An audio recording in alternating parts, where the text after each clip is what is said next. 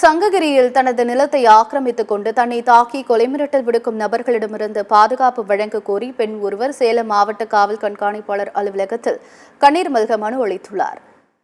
சேலம் மாவட்டம் சங்ககிரி பகுதியைச் சேர்ந்த ரேவதி என்ற பெண்ணிற்கு அதே பகுதியில் 3762 சதுர அடி மனை உள்ளது.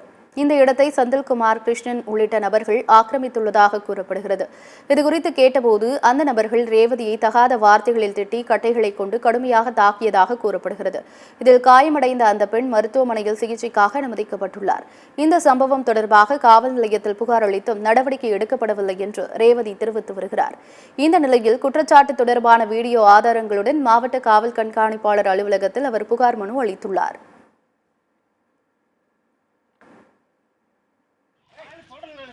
Hey!